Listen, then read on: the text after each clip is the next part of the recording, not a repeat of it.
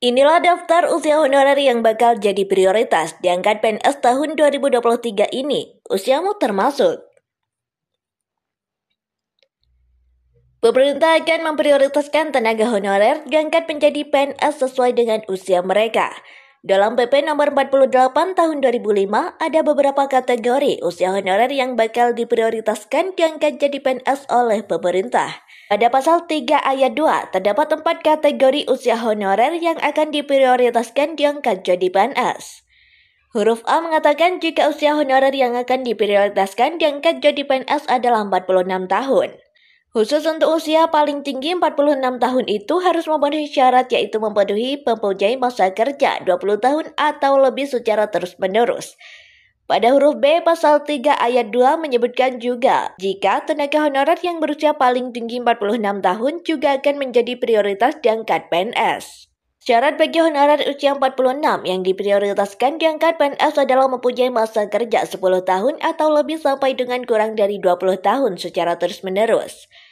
Kategori usia honorer lain yang juga diprioritaskan diangkat jadi PNS disebut pada pasal 3 ayat 2 huruf C, yaitu khusus tenaga honorer yang berusia paling tinggi 40 tahun dan harus memenuhi syarat yaitu mempunyai masa kerja 5 tahun atau lebih sampai dengan kurang dari 10 tahun secara terus-menerus.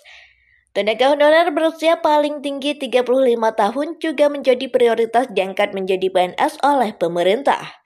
Hal tersebut diatur pada huruf D, namun dengan ketentuan tenaga honorer tersebut mempunyai masa kerja 1 tahun atau lebih sampai dengan kurang dari 5 tahun secara terus-menerus.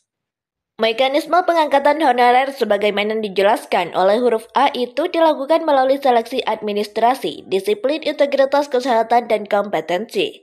Sedangkan mekanisme sebagaimana dimaksud huruf B, huruf C, dan huruf D selain dilakukan melalui seleksi administrasi, disiplin, integritas, kesehatan, dan kompetensi juga wajib mengisi atau menjawab daftar pertanyaan mengenai pengetahuan tata pemerintahan atau kepemerintahan yang baik dan pelaksanaannya terpisah dari pelamar umum.